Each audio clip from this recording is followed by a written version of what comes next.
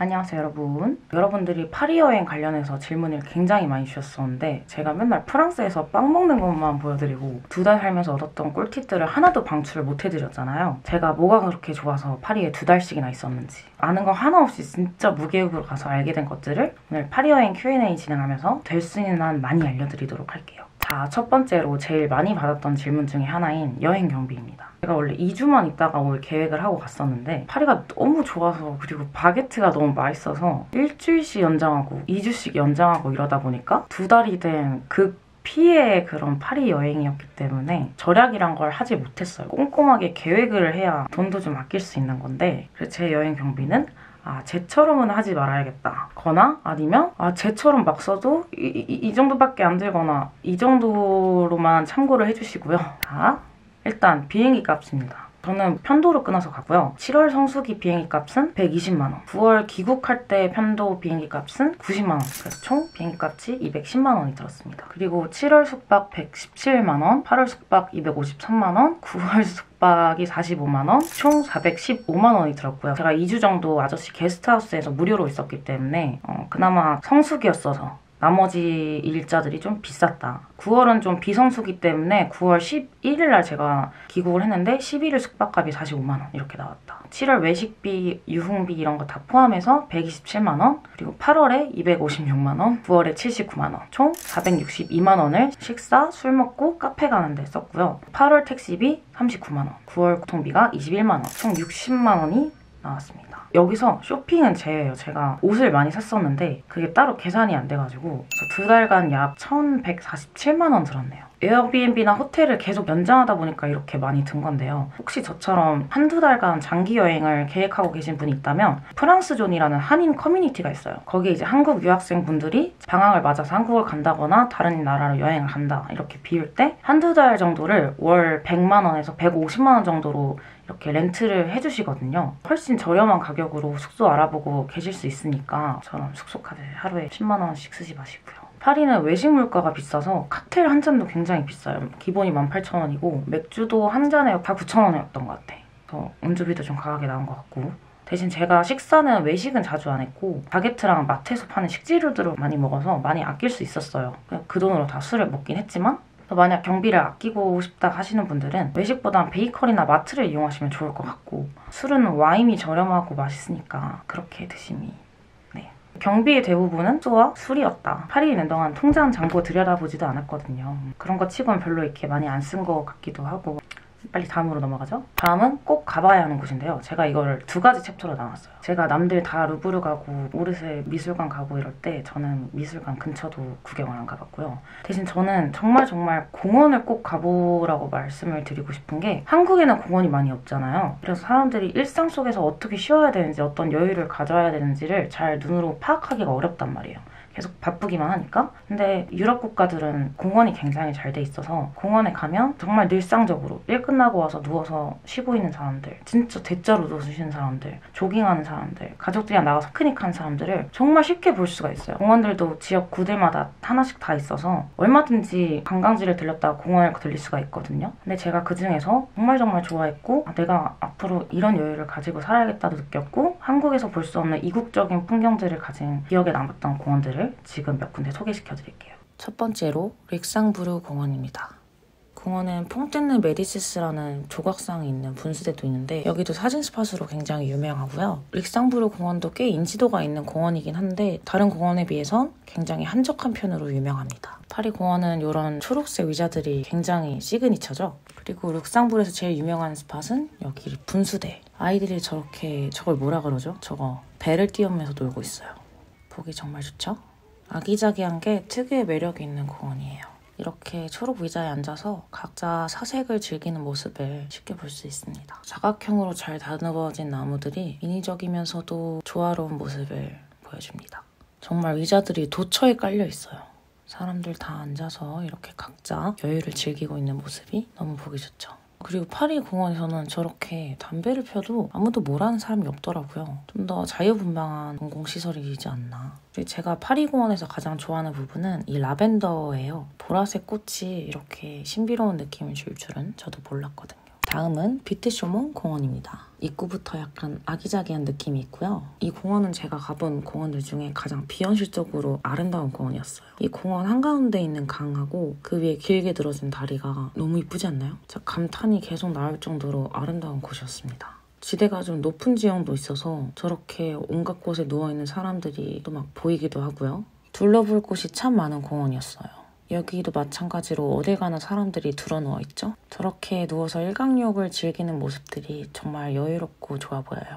굉장히 그림 같은 곳이죠, 여기도. 밑에 호수랑 다리들을 보면서 걸으니까 기분이 굉장히 다른 여행지에 와 있는 기분이었어요. 저 돌산 위에 조형물까지 굉장히 그림 같은 곳 아닌가요? 너무 예쁘지 않나요? 유럽의 쨍한 햇빛과 높은 하늘 그리고 알록달록한 꽃들이 맞물려서 굉장히 그림 같은 느낌입니다. 아, 진짜 너무 예쁘죠? 가끔 제가 있는 곳이 천국이 아닐까 하는 생각이 들 때가 있습니다. 정말 하루 종일 걸어 다녔는데 예쁘다는 말밖에 안 나왔어요. 여러분, 이곳은 정말 꼭 가보셔야 합니다. 이렇게 다리도 건너보시면 좋고요. 예쁜 장면 몇 개만 더 보여드리고 다음 공원으로 넘어가도록 할게요. 아, 그리고 저 빵 먹는 것도 한 번만 봐주세요. 공원 옆에 있는 마트나 빵집에서 먹을거리 좀 사다가 피크닉 하면은 정말 이렇게 행복할 수가 없습니다. 이게 영상은 찍었는데 쓸 곳이 없어서 여기서라도 털고 가겠습니다. 하하하. 왜냐면 공원에 있는 제 모습이 너무 좋거든요. 다음은 몽소 공원입니다. 역시 입구부터 파리 느낌 물씬 나는 건물들이 있고요. 이 공원은 비트쇼몬 공원보다 더 아기자기하다는 느낌을 많이 받은 공원이에요. 이날도 날씨가 참 좋았죠. 이 공원은 이곳저곳 조형물들을 많이 배치해놔서 아기자기한 느낌이 훨씬 강했어요. 저렇게 회전목마도 있고요. 저런 다리가 배치되어 있다든지 저런 걸 뭐라고 해야 되는지 모르겠는데 아주 이국적인 느낌이 강하게 들죠. 여러분, 이거 그림 아니고 영상 맞습니다. 이런 로마식 건물들이 있어서 파리 안에서 또 다른 유럽을 보는 느낌도 들었었어요. 이런 조형물들이 곳곳에 배치되어 있고요. 정말 유럽의 여름 날씨는 최고입니다. 이걸 또 공원에서 볼 때면 황홀해요. 다음은 몽수이 공원입니다. 들어서자마자 보이는 거대한 조각상이 굉장히 압도적인 느낌을 주기도 하고요. 아까 아기자기했던 몽소 공원과는 다르게 확 트인 전경이 되게 넓고 광활한 공원이라는 느낌을 주고요. 역시 많은 사람들이 나와서 각자 피크닉을 즐기는 모습을 볼 수 있습니다. 파리 공원에서는 시내에서 보기 어려운 울창한 나무들을 볼 수 있다는 특징이 있어요. 나무들이 엄청 큼직큼직하죠? 이게 파리 시내에 있는 겁니다. 이 공원은 옆으로 기찻길이 지나가기로 유명하더라고요. 또 기차 소리가 오묘한 느낌을 주기도 합니다. 이 공원은 굉장히 넓어서 걷다 보면 좀 새로운 전경들을 많이 볼 수 있었어요. 옆으로는 또 강이 흐르고 있네요. 강도 엄청 큼직하고 넓더라고요. 이건 그냥 예쁜 제 얼굴도 좀 봐주시라고 넣어봤습니다. 역시 좋은 곳에 있어서 그런가 인상이 더 좋아 보이네요. 저는 이렇게 하루 종일 혼자 기분 좋게 걸어 다녔답니다. 갓난아기가 아빠와 둘이 이렇게 피크닉을 나오기도 하고요. 새해 모이 주는 사람들과 강아지와 뛰어노는 애기 둘 다 너무 귀엽지 않나요? 이런 걸 보면 아무것도 안 하고 걸어만 다녀도 행복해지는 것 같아요. 다음은 꿀레베르트 산책길과 릴리 공원입니다. 이렇게 계단을 오르면 산책길이 나오는데요. 이 산책길 따라 걸으면 한 20-30분이면 처음부터 끝까지 다 걸을 수 있는데 옆으로 보이는 풍경들이 정말 장난 없습니다. 빛도 따사롭고요. 그리고 양옆으로 건물 외관들이 계속 바뀌어서 다채로운 경치들을 즐기실 수 있어요. 산책길을 정말 잘 꾸며놔서 계속 외관이 바뀝니다. 볼 게 너무 다채로우니까 꼭 걸어보세요. 산책길의 끝에는 이렇게 릴리 공원이 나와요. 넓은 들판에 다리 하나가 가로질러 가고 있는 공원이고요. 공원의 지대가 좀 낮아서 나무들에 둘러싸여 있는 느낌의 공원인데 이게 정말 또 포근한 느낌을 줍니다. 전 여기 엎드려서 편집을 좀 조지다가 갔네요. 분명히 일을 하고 있는데 쉬는 것 같은 느낌을 주었던 그런 공원이었어요. 정말 포근하고 아늑한 공원입니다. 나무로 둘러싸져 있고 사람들이 제 머리 위로 지나가고 있는 느낌도 뭔가 둥지 안에 들어와 있는 느낌도 있었고 느낌이 좀 특이한 공원이었어요. 제가 굉장히 좋아했던 공원 중에 하나입니다. 이것도 그냥 제 모습 좀 봐주시라고 여러분 함께 여유를 즐겨보도록 해요. 바람도 살랑 불고 정말 기억에 남는 하루였어요.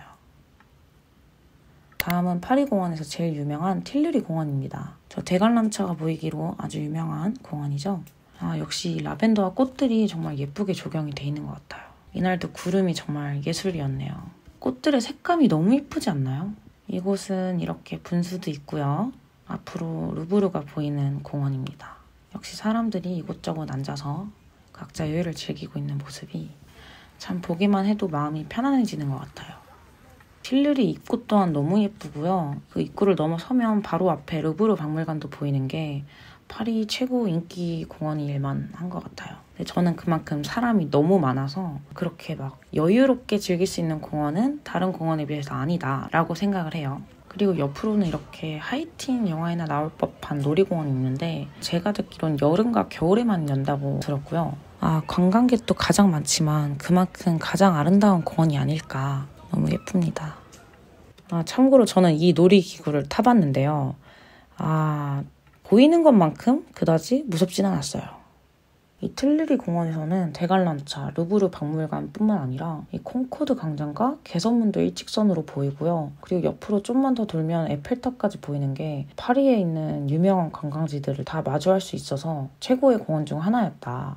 마지막으로 지베르니 공원입니다. 이건 파리 시내에 있는 건 아니고 파리에서 1시간 정도 가야 있는 근교에 있는 곳인데요. 제가 정말 좋아하는 작가 중 하나인 모네의 집인데요.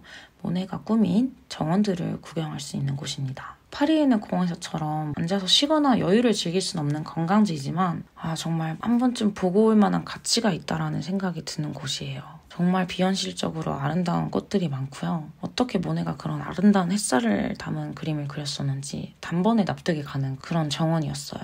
정말 그림 같아서 입이 떡 벌어지는 곳이었습니다. 모네의 집 안에는 모네의 수집품들과 작품들을 구경할 수 있었는데요. 제가 가장 좋아하는 작품인 파라솔을 든 여인, 이 작품을 보고 진짜 저 계속 이 표정으로 있었다니까요. 입이 다물어지질 않았어요. 너무너무 아름다운 곳이에요.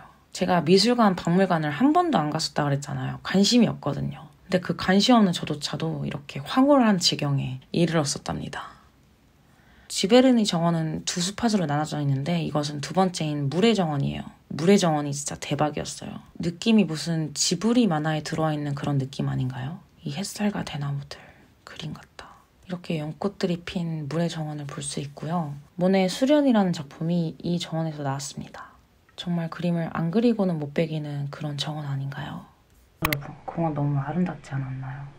자, 꼭꼭 가시길 바라겠고요. 어느 지역에서 지내든 멀어야 20분 거리 안에 공원이 한 군데씩은 꼭 있으니까 한번 꼭 빌려보시길 바랄게요. 꼭 가봐야 하는 편 두 번째 챕터는 술집 편입니다. 저는 혼자 여행을 다녀서 무서워 보이거나 너무 이렇게 빡센 술집은 많이 못 갔지만 혼자 즐기기엔 너무 무섭지도 않고 맥주 한 잔 정도 가볍게 할 수 있다. 이런 분위기의 술집들을 많이 다녔었는데 술을 좋아하다 보니까 어디서 마셔야 재밌고 재미없고가 딱 알잖아요? 재미없는 곳도 많이 다녀보고 재밌는 곳도 많이 다녀봤는데 여러분들은 그런 시행착오를 줄이시고자 제가 몇 군데 또 소개시켜드리도록 하겠습니다. 첫 번째로 알려드리는 클럽은 르 득플렉스라는 클럽입니다. 여러분 여기는 가지 말라고 알려드리는 거예요. 정말 개쌉 노잼입니다. 여기가 파리에서 클럽하면 가장 유명한 곳으로 알려져 있는데 대체 왜 유명한지 모르겠어요. 일단 노래 자체가 한국인들이 좋아하는 노래가 아니에요. 무슨 라틴 계열의 음악이 나오는데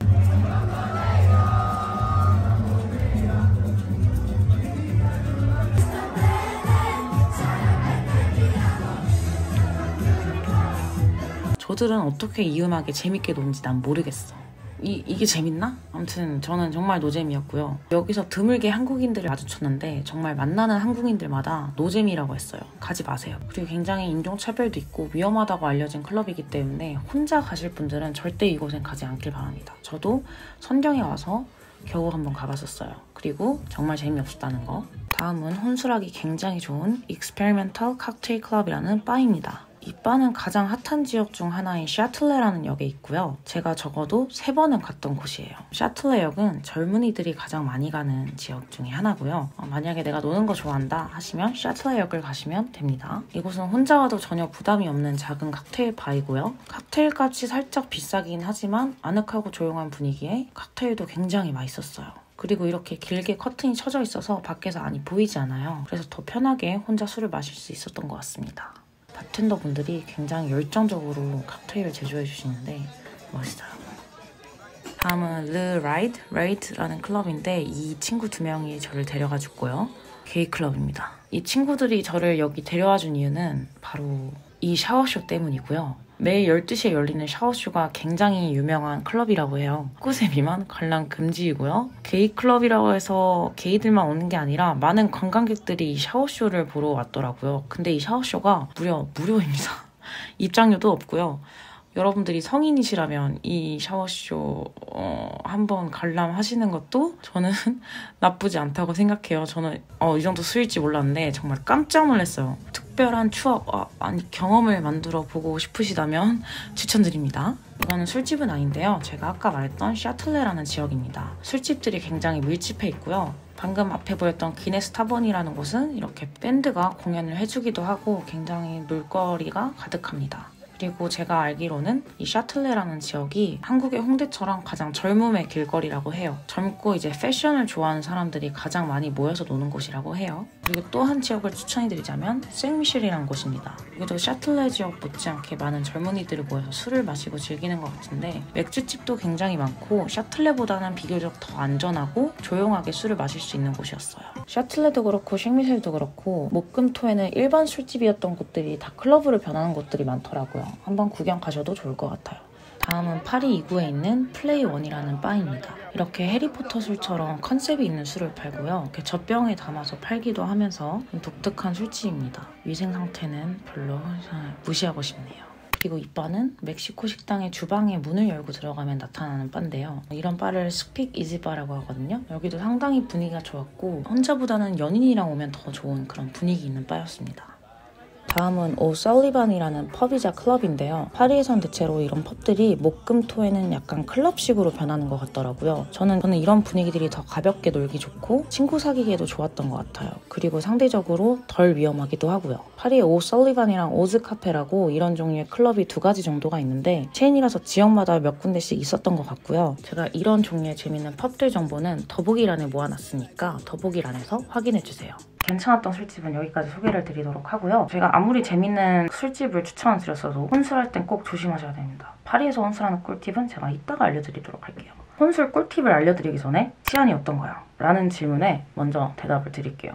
여러분 파리 치안이요. 정말 너무 안 좋습니다. 이거는 100번 강조해도 부족하고요. 제가 파리에 있는 동안 정말 조심해라는 말을 하루에 5번씩은 기본 들은 것 같아요. 혼자 열심히 돌아다니고 혼술도 많이 했는데 이렇게 건강하고 안전하게 여기 앉아있는 건 솔직히 저는 운이 좋았다고 생각해요. 제가 만났던 사람들이 다 너무 좋으신 분들이었고 새로 사귄 모든 친구들이 저한테 매번 강조한 게 제발 조심히 다녀라, 제발. 파리 너무 위험하니까 진짜 조심히 다녀야 된다. 너가 상상하는 그 이상으로 위험하다. 그래서 저는 항상 이렇게 경계태세로 다녔어요. 집 앞에 마트를 가든 카페를 가든 밤에 귀가를 하든 저 진짜로 이러면서 돌아다녔거든요. 그래서 아마 제가 이렇게 안전하게 돌아올 수 있지 않았나. 절대 혼자 나가서 취하면 안 되고요. 절대 밤거리에 혼자 돌아다니면서 1초도 방심하시면 안 돼요.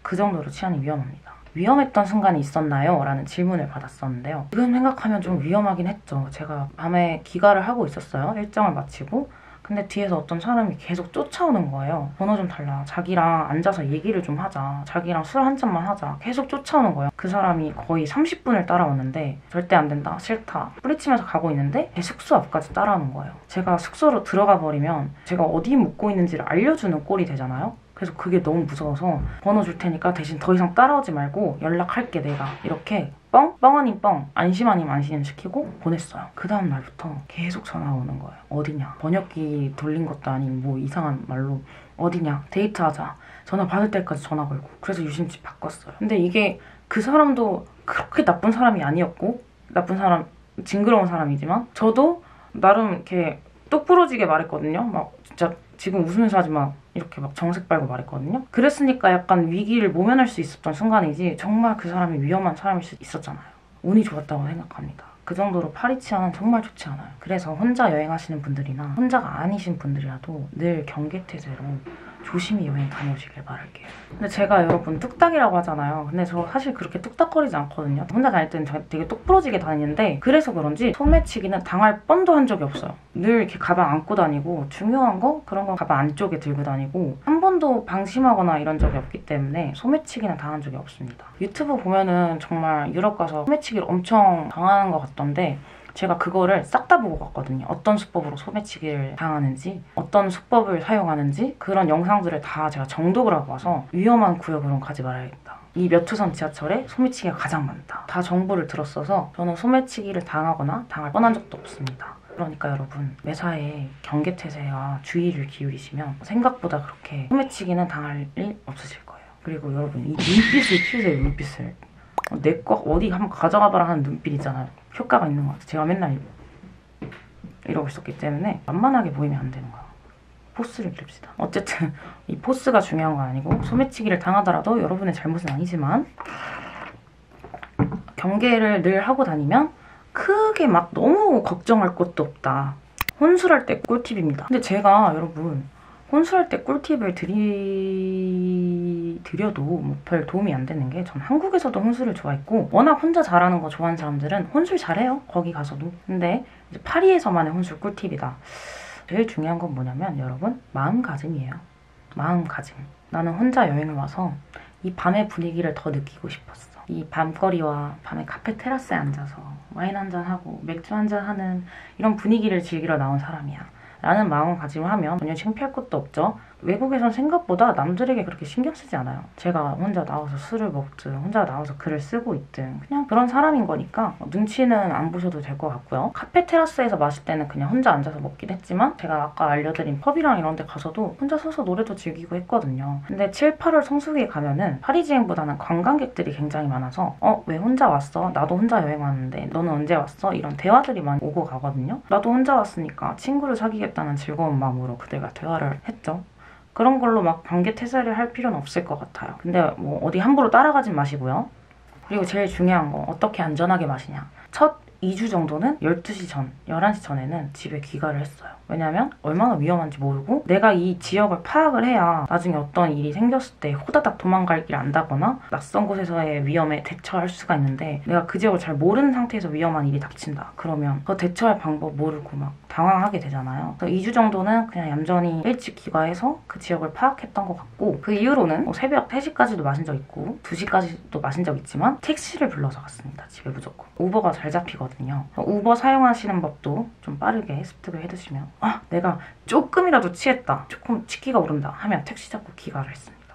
안전이 제일 우선이니까요. 여러분. 2 이상 다니는 건 그렇게 크게 막 위험하진 않았던 것 같아요. 저도 선정이가 왔을 때는 막 돌아다녔던 편이어서. 근데 혼자라면 바로 우버 불러서 숙소로 튀십시오. 혼술 꿀팁은 여기까지 드리도록 할게요. 인종차별 심하다던데 당한 적 없으신가요? 2달 동안 정말 단 한 번도 당한 적이 없어요. 운이 좋았던 것도 있는 것 같고 파리에 처음 갔을 때 2주 동안 아저씨네 게스트하우스에서 지냈다고 했잖아요. 그때 아저씨와 아주머니께 프랑스에서 기본적으로 알아야 될 예절을 배웠기 때문에 아마 좀 더 운이 좋게 그런 인종차별들을 피해갈 수 있지 않았나. 우리나라 사람들도 그 외국인들이 와서 한국 예절을 무시한 채 예의 없게 굴면 조금 더 안 좋게 대해주기도 하잖아요. 그래서 인종차별을 최대한 피하려면 그 전에 나도 어느 정도의 기본 예절은 갖춰야 되지 않을까. 제가 배웠던 거는 어느 가게를 가든 뭐 빵집을 가든 카페를 가든 봉주 이렇게 무조건 인사를 나눠야 된대요. 만약에 갔는데 눈 맞췄는데 인사도 안 하고 이거 주세요 한다. 그러면 정말 예의가 없는 사람으로 생각을 한대요. 그리고 뭐 하고 나올 때 메시 보쿠 감사 인사를 하고 나온다든지. 외국인이고 언어를 잘 모른다고 해도 내가 먼저 웃으면서 기본 예절을 좀 지키려는 모습을 보이면 인종차별을 하는 사람이 물론 나쁘긴 하지만요. 내가 알게 모르게 인종차별 당할 일을 만드는 것도 좀 방지할 수 있지 않을까라는 생각이 드네요. 파리가 인종차별이 많다. 파리지인들 막 되게 시크하고 차갑고 그렇다 이러는데 제가 프랑스 갔을 때 느낀 거는 서울 사람들이 더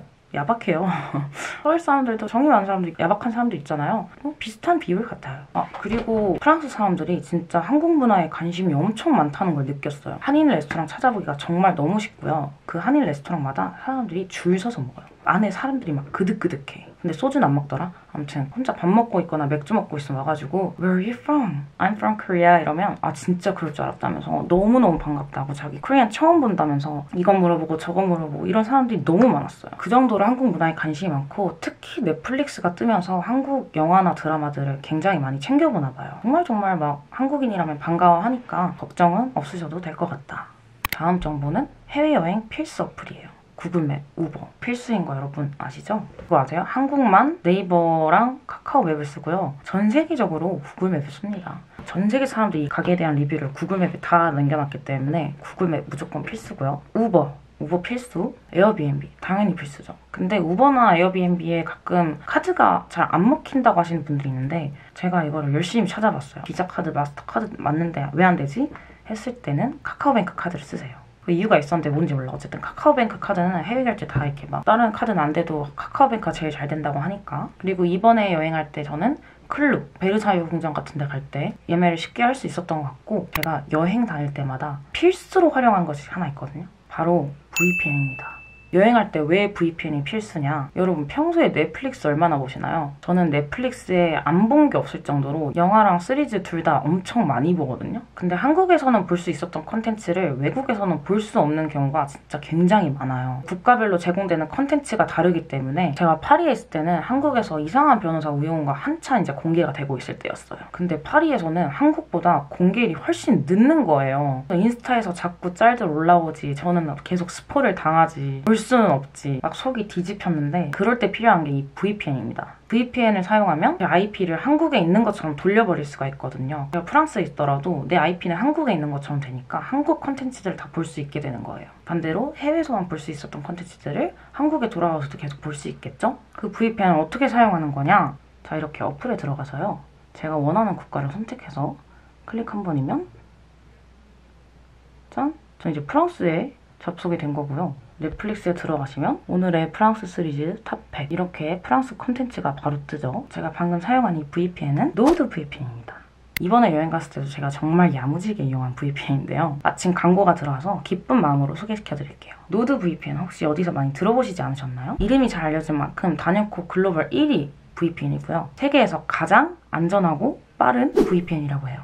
AV 테스트라고 공식력 있는 보안기관 사이트에서 가장 빠른 VPN 속도라고 공식적으로 인정을 했다고 해요. 제가 광고 전공으로서 잠깐 설명을 드리자면 이런 가장 빠른이라는 최상급 키워드들이 있죠. 이런 건 원래 광고할 때 사용하기 굉장히 빡세거든요. 그걸 누가 증명할 거야? 다 내가 가장 빨라, 내가 제일 빨라 이러면 별로 설득력이 없잖아요. 그래서 이런 키워드들을 사용할 수 있도록 승인받기가 좀 빡세거든요. 근데 이 노드 VPN은 가장 빠른 속도라고 공식 인증을 받았기 때문에 무려 네이버랑 구글에서 이 광고 키워드를 사용할 수 있도록 승인을 해줬다고 해요. 이게 쉽지 않은 일이거든요. 그러니까 더 믿음직스럽긴 하죠. 물론 무료로 사용할 수 있는 VPN도 굉장히 많기는 한데요. 저는 아무래도 여자이다 보니 보안에 굉장히 민감해요. 함부로 그런 거 쓰면 안 돼요. 내 데이터가 다 털릴 수가 있어요. 해외여행할 때 특히 또 외국에서 털려버리면 그게 어디로 팔려갈지 모르니까 자칫 정신 났다가는 뼛속까지 다 털릴 수가 있습니다. 근데 노드 VPN은 보안이 강력하기 때문에 안정성 있게 사용할 수 있다는 거. 악성 프로그램과 광고도 차단해주니까요. 오래 여행을 하시거나 단기로 여행을 하시는 분들 여행할 때 왜 VPN이 필요하신지 꼭 아셔야 합니다. 한번 사용해주면 정말 유용하게 사용하실 수 있어요. 또 신용카드로 해외 결제할 때도 신용카드 번호가 털리지 않게 개인정보 보호까지 해준다고 하니까 얼마나 유용하게 사용할 수 있는지 아시겠죠? 여행에 관심 많은 우리 구독자들을 위해서 제가 할인 이벤트도 가지고 왔습니다. 지금 블랙 프라이데이 기간이라 64%라는 파격적인 할인에 무려 3개월이나 무료로 제공을 해주고 있다고 하는데요.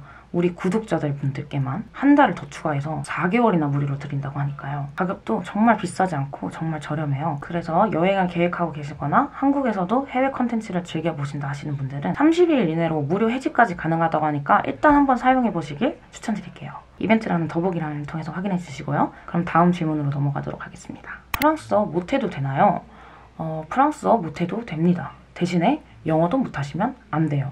저는 프랑스어는 이제 기본적인 인사 정도나 감사합니다, 미안합니다 이런 거밖에 몰랐는데 전혀 사는데 불편함은 없었고요. 파리가 정말 전 세계적으로 유명한 관광지이기 때문에 거의 모든 가게나 숙소에서 영어를 사용할 줄 알거든요. 영어 회화가 좀 되신다 하시는 분들은 파리에서는 걱정 없이 지내실 수 있을 것 같고요. 둘 다 안 된다 그러면 제일 좋은 파파고를 이용하세요. 파리에서 읽은 책들이 궁금해요. 파리의 풍경과 영경 언니가 읽은 책들을 따라가며 대신 경험해보고 싶어요. 파리에 제가 안 읽었던 책들보다 옛날에 읽었던 책들을 가져갔었는데 제가 중학교 때 읽어보고 어떻게 사람이 이런 글을 쓰지라고 충격을 먹었던 베르나르 베르베르의 개미라는 소설책이고요. 그리고 하나는 제가 너무 사랑하는 알베르 카미의 시지프의 신화. 그거 거의 3번 읽었고 역시 알베르 카미의 결혼, 여름을 가져갔습니다. 근데 제가 그걸 다 버리고 왔지 뭡니까?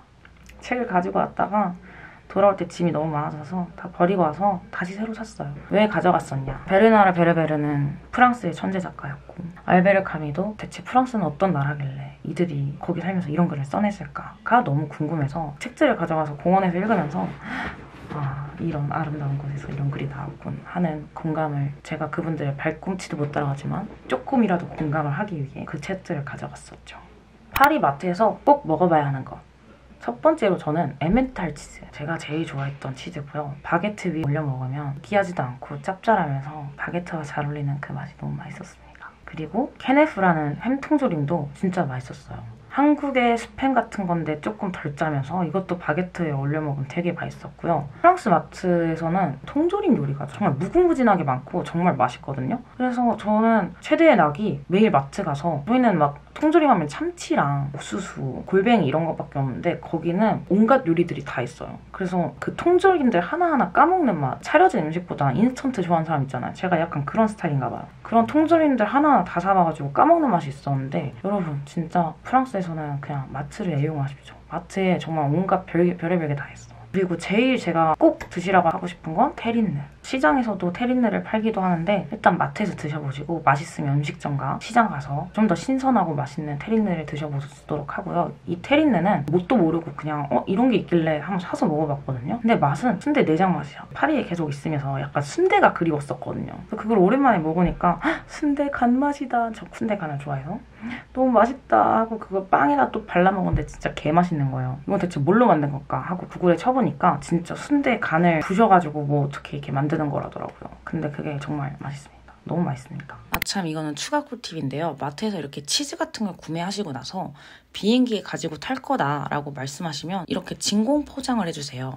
이대로 비행기에 가지고 타시면 전혀 문제될 게 없습니다. 맛집 추천. 제가 꼭 가보라고 말씀드리고 싶은 거는 프랑스의 베트남 쌀국수가 그렇게 유명하대요. 베트남 사람들이 프랑스를 이주를 해오면서 여기서 베트남 쌀국수 만들기 시작했대요. 근데 그게 베트남 것보다 맛있답니다. 근데 제가 베트남 걸 먹어본 적은 없지만 근데 한국에서 먹는 것보다는 정말 훨씬 맛있는 쌀국수였어요. 자, 여기가 쌀국수 맛집이 모여있는 곳이에요. 저희가 갈 곳은 저 포 14라고 불리는 곳인데요. 저희가 가장 매장이 깔끔하고 맛있다고 합니다. 저는 스페셜로 시켰고요. 안에 곱창이랑 막 이런 게 들어있는 거라고 하더라고요. 이게 기본입니다. 기본도 국물이 정말 끝내줘요. 개인적으로 이 스페셜 쌀국수가 고기랑 이 천엽? 이 양이 너무 많아서 진짜 정말 맛있었어요. 그리고 듣던 대로 국물이 우리나라 거보다 훨씬 깊고 정말 진해서 이런 게 베트남 쌀국수였구나. 한국 거는 인스턴트 수준이구나 라고 느꼈던 것 같아요. 진짜 정말 맛있게 먹었습니다. 여러분 여기 추천드려요. 그리고 이거 옆에 있는 르콕이라는 베트남 쌀국수도 맛있다고 하니까 파리에서 꼭 드셔보시길 바래요. 제일 맛있게 먹었던 음식은 제가 거기서 먹었던 음식 생각하면 진짜 거의 바게트밖에 없을 정도로 바게트를 너무 많이 먹었고 갓 나온 바게트 꼭 드셔보시고요. 갓 나와야 돼요. 그냥 갓 나와야 돼. 아침에 일찍 가서 사세요. 그리고 이상하게 기억에 남는 음식이 포르투갈식 에그타르트였어요. 포르투갈이 원래 빵으로 유명하다고 그러더라고요. 저는 뭐 아예 유럽에 대해 아는 게 없이 갔기 때문에 처음 듣는 소리인데 빵도 어원이 포르투갈에서 나왔다고 하더라고요. 페잉이었나? 이렇게 부르다가 빵이 됐다고. 아무튼 프랑스가 제일 유명한 줄 알았는데 포르투갈이 제일 유명하다고 하네요. 거기서 유명한 포르투갈식 에그타르트를 판다고 친구가 이제 가져다 줬는데 에그타르트 위에 계피가루를 뿌려 먹더라고요. 근데 제가 계피가루를 진짜 싫어하거든요. 프랑스 가서 거짓말쟁이가 돼서 왔는데 저는 진짜 계피가루도 너무 싫어요. 그래도 한번 그렇게 먹는다고 하길래 계피가루를 조금 이렇게 뿌려가지고 먹었는데 이것 또한 신선한 맛이었어요. 내가 계피가루를 좋아하는구나. 저 진짜 계피가루 근데 너무 싫어하는데 그거는 또 먹고 싶다. 프랑스에 유명한 가게가 있다고 하니까 꼭 가서 드셔보시길. 그리고 파리에 크레페가 그렇게 유명하더라고요. 근데 저는 그중에서 이 염소 치즈랑 까망베르 치즈 그리고 이렇게 모짜렐라 치즈까지 3종류의 치즈가 들어간 크레페를 먹어봤었는데 이 치즈의 풍미가 정말 다양하게 느껴지는 게 한번 먹어볼만 하다라고 생각을 했어요. 꼭 드셔보세요, 크레페.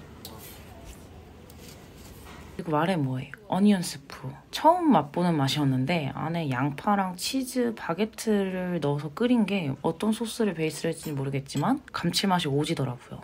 그리고 파리에 오면 꼭 드셔보셔야 하는 거, 이 라클렛입니다. 이거는 겨울용 음식이라고 해요. 근데 저는 아저씨께서 라클렛은 꼭 먹어봐야 된다면서 저를 위해 이렇게 준비를 해주셨어요. 다양한 치즈와 햄, 그리고 감자 등의 야채들을 준비해서 이렇게 라클렛 전용 기기에다가 치즈를 밑에 녹입니다. 이렇게 한 사람당 한 스푼?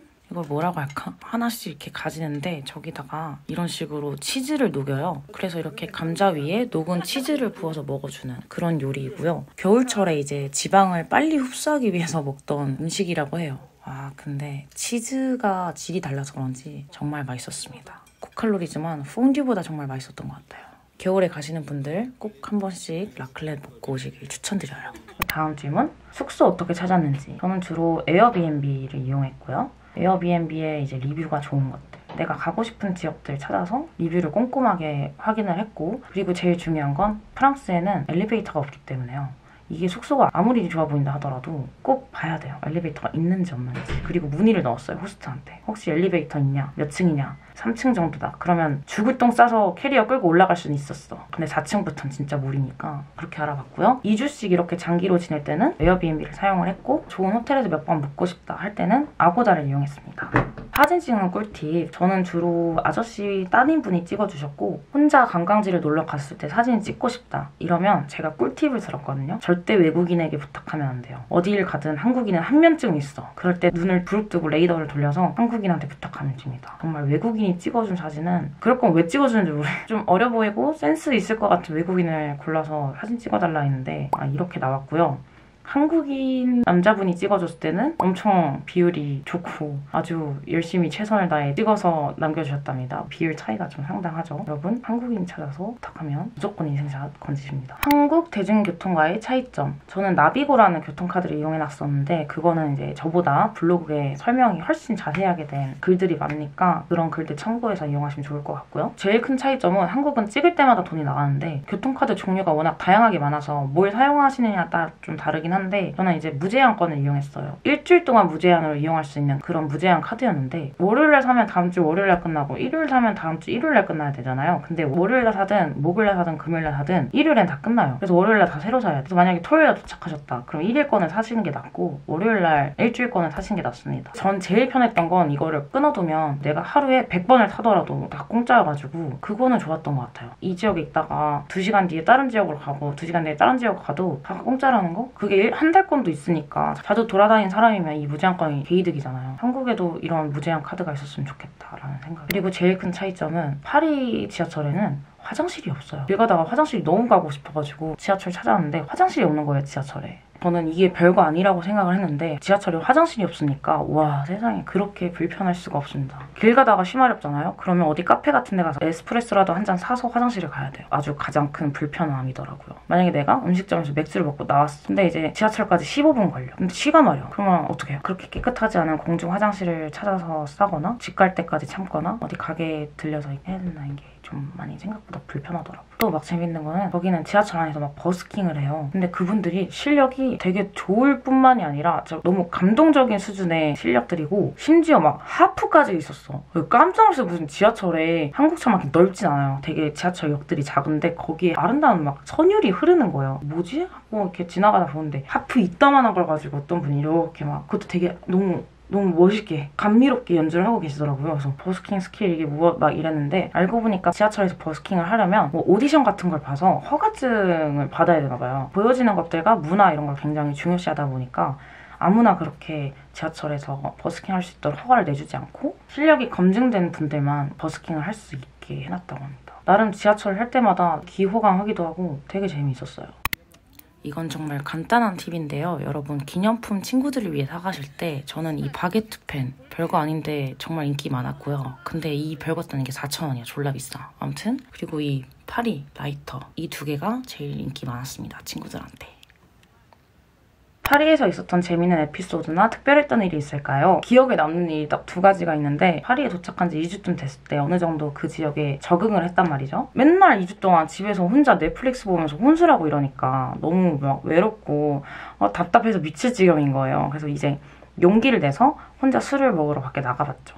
구글로 거의 한 2시간을 서칭을 한 것 같아. 나는 동양 여자이고 온갖 위험이 이 도시에 도사리고 있을 테니까 최대한 안전하게 보이는 바를 검색해서 찾아가자. 그래서 엄청 서칭을 한 다음에 나쁜 리뷰 없고 괜찮은 바를 찾아갔어요. 근데 다친 거예요. 그래서 다쳤나? 진짜 엄청 열심히 검색해서 왔는데 이러고 어떡하지 이러고 있는데 그 앞에 바 매니저가 서 있었어요. 그래서 미안하다. 여기 오늘 동네 소셜라이징 파티가 있어서 초대된 사람만 들어올 수 있다. 이래서 알겠다고 돌아가려는데 근데 you can join if you want 이러는 거예요. 그래서 내가 그래도 되냐고 들어갔죠. 뻘쭘하게 들어갔는데 다 남자밖에 없는 거예요. 그래서 진짜 뻘쭘하게 서가지고 사람들도 막 신기해서 찾아봤죠. 동양애가 왜 들어왔지? 이러고 해서 안 되겠다. 그냥 조용한 구석에 처박혀서 먹고 있어야겠다 하고 먹고 있는데 이제 사람들이 점점 차기 시작하는 거예요. 동네 사람들 다 오고 여자들도 오고 그러니까 저도 이제 분위기 풀어져가지고 사람들이랑 얘기를 하는데 한국인 여자를 또 처음 본다고 사람들이 진짜 다 와가지고 막 한국에 대해서 물어보고 너는 여기 왜 왔냐? 어디서 왔어? 어디서 지내? 얼마나 있다 할 거야? 계속 물어보는데 저는 다 같은 말을 진짜 10번 해줘야 됐어요. 그러다가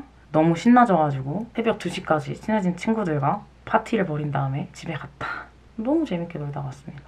두 번째 에피소드는 좀 더 요상한 에피소드기는 한데요. 파리에는 스픽 이지바라고 우리나라에도 몇 개 있기는 해요. 그냥 술집인데 비번을 치고 들어가야 된다든지 아니면 전화기를 들어서 안무를 말해야 된다든지 아니면 어떤 미용실인데 미용실 안에 숨겨진 문이 있어서 거기가 바를 가는 문이라든지 이런 숨겨진 바들이 있는데요. 그런 바들을 체험하는 게 있었어요. 에어비앤비에. 그래서 재밌겠다 하고 신청을 해서 이제 참여를 하게 됐죠. 호스트가 술집 3군데를 돌아다니면서 저희한테 소개를 시켜주는 그런 체험이었는데 그 미국인 커플 2명이 커플로 왔다가 그냥 와서 그냥 우리 친구로 지내기로 했다 이러는 거예요. 그래서 그게 되냐? 여자애는 자기는 아직 좋아하는데 남자애가 우리 잘 안 맞는다고 친구로 지내는 게 맞는 것 같다고 해서 그냥 그러기로 했다 이러는 거예요. 그래서 제가 뭐 그렇게 되는 그렇구나 뭐 이러고 있었는데 그 남자가 저를 마음에 들어하는 거예요. 그래서 저기 화장실 갔다 오고 있는데 그 여자가 얘가 너 마음에 들어하는 것 같다면서 자기 가운데에 앉으래요. 자꾸 지랑 그 남자의 가운데에. 그래서 제가 그건 아닌 것 같아 하고 이렇게 빠져서 앉았더니 그 여자는 또 그 남자 아직 좋아하잖아. 그래서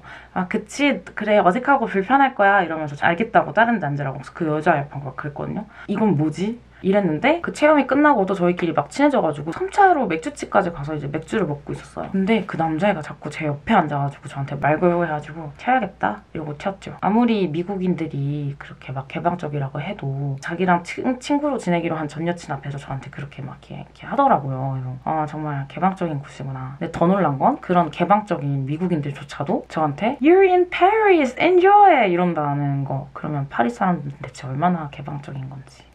이제 마지막 질문. 언니 파리에서 맛있게 마셨던 칵테일 추천해주세요. 제가 정말 너무너무 매일매일 마셨고 진짜 맛있었던 칵테일 아페롤 스프리츠입니다. 아시는 분들은 아시는 술일 수도 있는데 원래는 식전주로 유명한 칵테일이고요. 이탈리아나 프랑스에서 많이들 이제 밥 먹기 전에 한 잔씩 하고 분식으로 들어간다고 해요. 가면 굉장히 유명한 술에서 모든 것에서 팔고요. 이게 취기가 쉽게 올라서 좋더라고요. 원래 좀 달거나 상큼한 술을 안 좋아하는데 이거는 굉장히 맛있게 마셨어요. 아니 나 뭐 맨날 다 안 좋아하는데 원래라는 건 없습니다 여러분. 그리고 하나 더 있는 건 저는 한국에서는 들어본 적이 없는 칵테일인데 거기 현지 친구들이 많이 먹는 프랑스식 칵테일이라고 해요. 모나코라는 칵테일인데 이건 무슨 빨간 시럽에다가 맥주를 타주는데 이것도 굉장히 맛있으니까 한번 드셔보세요 여러분. 술 못 드시는 분들도 달달하게 맛있게 먹을 수 있는 그런 칵테일인 것 같아요. 자. 제가 알려드린 정보들이 좀 알차셨을까요? 여러분이 최대한 파리 가서 제대로 조질 수 있도록 제가 알찬 정보들을 꽉꽉 눌러 담아봤는데 어떻게 도움이 되셨을까요? 이 영상을 보고 파리에 조금이라도 관심을 더 가지게 되셨다면 더 말할 게 없을 것 같아요. 왜냐면 제가 정말 애정하는 곳이니까요. 곧 여행을 계획하고 계신 분이 있으시다면 정말 황홀한 시간을 보내고 오시길 바랄게요. 그럼 오늘도 영상 시청해주셔서 감사합니다. 다음에 또 봐요.